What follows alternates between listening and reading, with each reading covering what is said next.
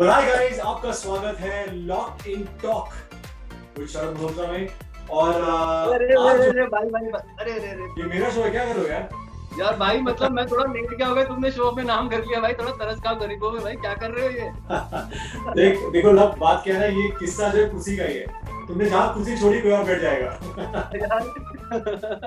तो ये लव का शो है और आई थिंक बेटर है कि लव ही से होस्ट करें। I think it's doing a fabulous job, so thank you love. Finally हम लोग मिले हैं बहुत टाइम के बाद। थैंक यू सो मच, आपने यार इतना टाइम निकाल करके मेरे लिए आप यहाँ पर इस कॉल को ज्वाइन किया, बहुत बहुत धन्यवाद। एनी टाइम यार, एनी टाइम। तो शायद हमारे चैनल का नाम है टीआरपी और हमारे शो का नाम है lock in talk with Love कवाका। और बहुत सिंपल है, मैं आपसे 24 सवाल पूछूंगा और आपको उन सवालों का जवाब देना है। और अगर आप मुझसे भी पूछना चाहेंगे तो बिल्कुल बिंदास पूछ सकते हैं। बिल्कुल। आपका पहला सवाल है, आपके होम टाउन कोलकाता की सबसे खास बात क्या है? सबसे खास बात आई थिंक नाम जो है कलकत्ते का, वो है सिटी ऑफ जॉय। तो एक जो मिठास है वो पूरे पूरे पूरे भारतवर्ष में, हमारे देश में, वो मिठास आपको कलकत्ता में मिलेगी। चाहे वो रसगुल्ला हो, चाहे वो गुलाब जामुन हो, चाहे वो चमचम हो, कुछ भी हो, चाहे वो मिष्टी दही हो, लेकिन वो मिठास तो आपको कलकत्ते में मिलेगी। सबसे खराब बात जो आपको पसंद नहीं है कोलकाता के बारे में? जो ट्रैफिक जो है कलकत्ते का, वो थोड़ा खतरनाक है और एक बार आप फंस गए तो आप उसी ट्रैफिक में फिर आप फंसे रहते हैं। बचपन में मम्मी से मार तो बहुत खाई होगी, सबको पड़ती है। अरे बहुत बहुत ज्यादा, आपका भूल चुके इतनी बार। तो उनका सबसे फेवरेट हथियार कौन सा था, किस चीज से मारती थी? आई थिंक उनका हथियार हमेशा बदलता था। तो जो भी जैसा भी हुआ, संडे कभी बेलन आ गया, मंडे किताब आ गई, ट्यूसडे चप्पल आ गई, तो आई थिंक हर रोज कुछ ना कुछ बदलता था। बचपन में मार की तो बात हो गई, अभी जो सिबलिंग्स भी होते हैं उनसे भी हमारे झगड़े होते रहते हैं। तो ऐसा कोई खास ऐसा कुछ हो, झगड़ा हुआ हो जो आज याद करके बहुत हंसी आती है, बड़ा मजा आता है? देखिए ऐसा है कि मेरी बड़ी बहन है और अक्सर हमारे झगड़े तो ऐसे होते थे क्योंकि हमारे दोनों के बीच में काफी बड़ा एक एज गैप है। मेरी जितनी शैतानियां हैं, चाहे वो स्कूल में हो या कहीं बाहर हो, वो सब मेरी बहन को पता है। मेरी मॉम को शायद नहीं पता होगी, लेकिन वो सारे कांड, अगर मैं कहूँ तो, जो भी जितना भी कुछ किया है मैंने लाइफ में, जितनी शरारतें की हैं, वो सब मेरी बहन को पता है। तो मैंने कभी लड़ाई करने के बाद सोचा भी नहीं कि अगर लड़ाई करता तो शायद वो पोल सबके सामने खोल देती। तो मैं हमेशा जो बोलती थी मैं बोलता अच्छा ठीक है फाइन।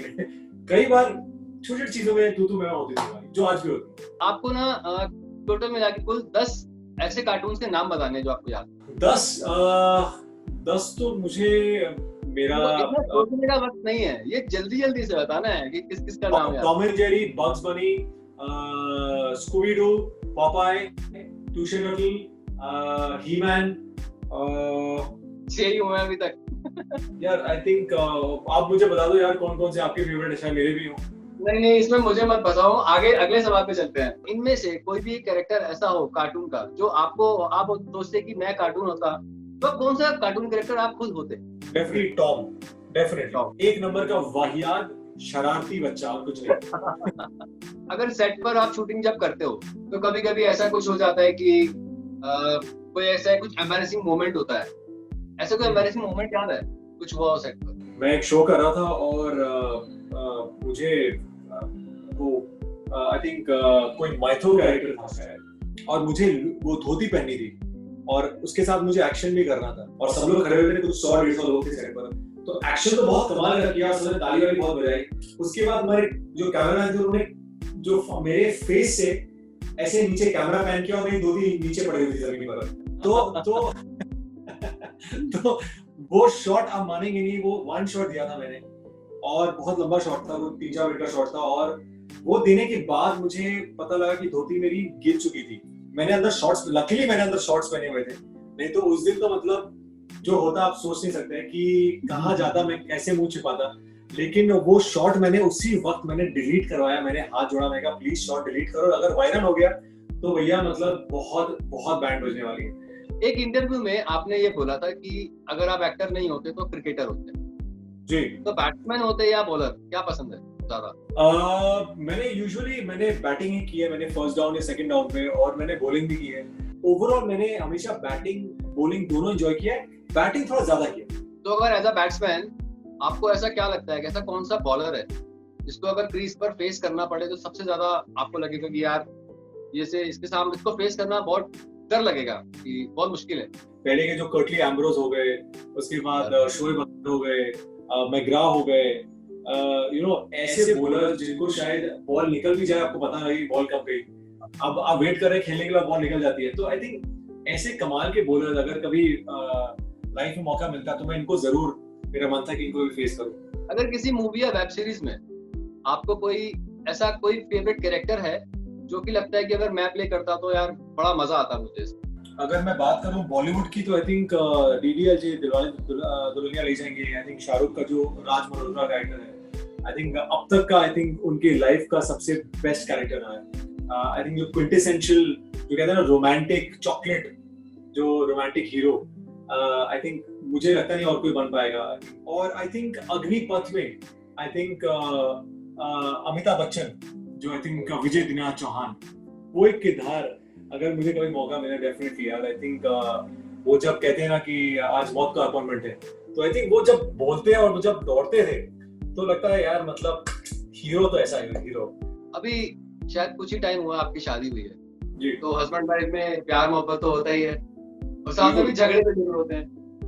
बिल्कुल।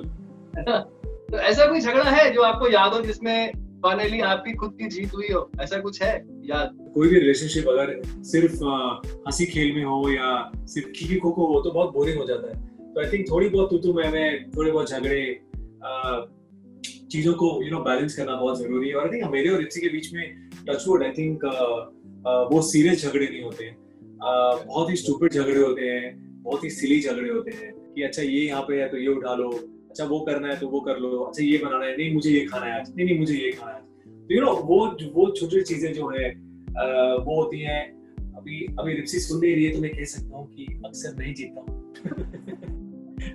लॉकडाउन के दौरान भी टचवुड आई थिंक बहुत ही अच्छा समय निकला। मैं हमेशा कहता था कि वो जो 5 महीने जो निकले हैं मेरे, बहुत अच्छे निकले हैं। हमने साथ में मिलकर हमने बहुत चीजें की, घर की सफाई की, झाड़ू कटका से लेकर बर्तन धोए, सब कुछ किया जो मैंने आज तक लाइफ में कभी नहीं किया। तो वो सब हमने मिलके सब कुछ किया, खुशी खुशी किया। कुछ बर्तन तोड़े भी मैंने, टूट भी गए मेरे हाथ से जिसके लिए मुझे थोड़ा सुनना पड़ा, बट इट्स ओके, चलता है। कई सारे जवाब ऐसे भी होते हैं कि आपको पता है शरद कि आगे के कुछ सवाल ना खराब हो जाते हैं उसके चक्कर में। मुझे पता है पूछने वाले इसीलिए। यही था मेरा सवाल कि ऐसी कोई सी हाउस होल्ड एक्टिविटीज हो, उसका जवाब आपने मुझे दे ही दिया है। तो एक अगला सवाल लेते हैं कि फ्री टाइम में ऐसा कोई गेम है, इंडोर गेम जो आप खेलते थे? अभी तो आपका काम शुरू हो गया है, आप शूट पर जाते हैं, अभी टाइम नहीं मिलता होगा, पर जब लॉकडाउन के टाइम पे पीरियड में आप फ्री थे तो ऐसी कोई इंडोर गेम्स खेलते थे कोई? बिल्कुल, हम लोग साथ में हमने लूडो खेलना स्टार्ट किया।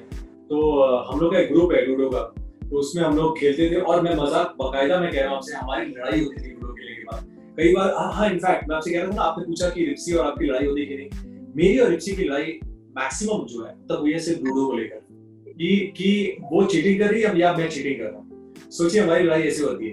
ये थोड़ा सा पर्सनल सवाल है ना? जी।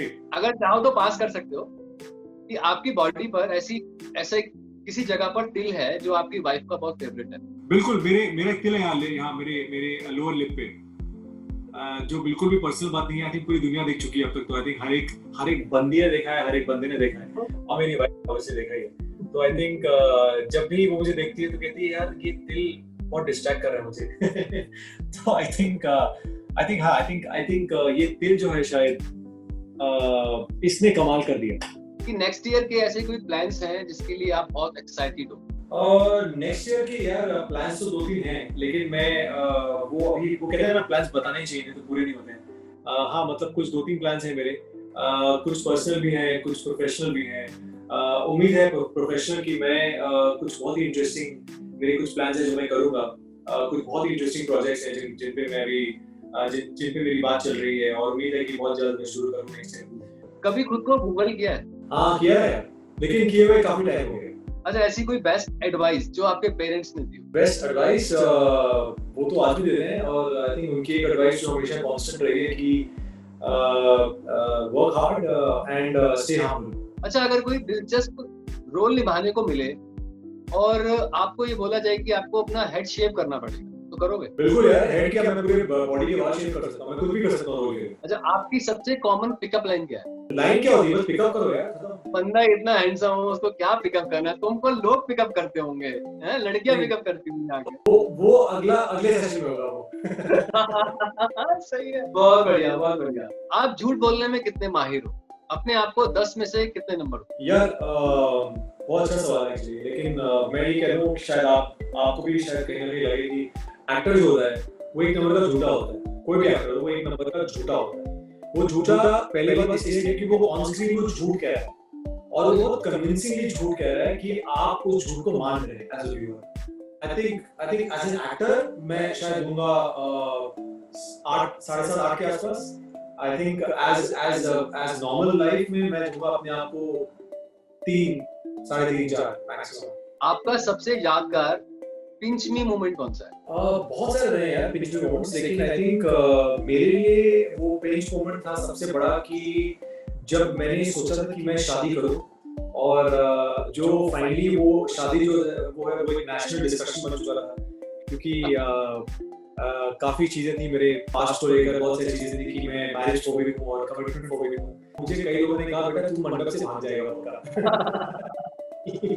लेकिन लकीली ऐसा हुआ नहीं और आई थिंक दोनों रिप्सी और मैं हम लोग कहीं ना कहीं मैरिज फोबिक रहे हैं। शादी को लेकर हम थोड़ा डरे हुए थे हमेशा लाइफ में, लेकिन वो कहते हैं कि जब दो डरे हुए लोग साथ में आते हैं तो वो डर जो है बिल्कुल खत्म हो जाता है। तो आई थिंक दोनों जब साथ में आए तो और जब फेरे चल रहे थे, जब मैंने मांग में सिंदूर भरा तो एकदम पिंच मोमेंट था वो सबसे बड़ा मेरा लाइफ। अच्छा, अगर आप एक टैटू बनवाओ अपनी बॉडी पे, तो कोई ऐसा कौन सा डिजाइन ऐसा है जो आप प्रेफर करोगे कि यार मुझे अपनी बॉडी पे ये टैटू बनवाना है? यार पहली बात तो मुझे टैटूज इतने पसंद नहीं है। रिप्सी जो है वो टैटूज की शौकीन है, काफी उनको अच्छा लगता है टैटू बनाना। तो टैटू बनवाना मेरे लिए थोड़ा मुश्किल है, लेकिन अगर मैंने कभी बनाया तो मैं डेफिनेटली त्रिशूल बनाना मेरा बहुत मन है। कभी अगर हुआ तो मैं पीठ पे त्रिशूल बनाना चाहता हूँ। तो हमारा ये आखिरी और 24वां सवाल है जी, आपका लाइफ का मंत्रा क्या है? लाइफ का मंत्र है लिव लाइफ किंग साइज और कोशिश करते हैं हमेशा और साथ में जस्ट यार dream big, work hard and achieve. ऐसी मतलब लाइफ जी मैंने आज तक है और कोशिश करूंगा कि आगे भी ऐसी जीऊं। मैंने आपसे 24 सवाल किए और आपने बहुत बैंग ऑन जवाब दिए, बहुत मजा आया बात करके। जाते जाते बस आप सब्सक्राइबर्स को बोल दो कि हमारा जो चैनल है टीआरपी उसको सब्सक्राइब करें, बेल आइकन को दबाएं, अपनी ड्यूटी निभाते जाइए जाते जाते। बिल्कुल guys, thank you so much. मुझे बहुत मजा आया सेशन में और उम्मीद है कि आपको भी आया होगा। अगर आया हो तो डेफिनेटली लाइक और सब्सक्राइब कीजिए। जो चैनल है इसका नाम है टीआरपी द रिक्रिएशन पॉइंट और ये शो जो है लॉक्ड इन टॉक मेरे बहुत ही अच्छे दोस्त लव कवात्रा के साथ है।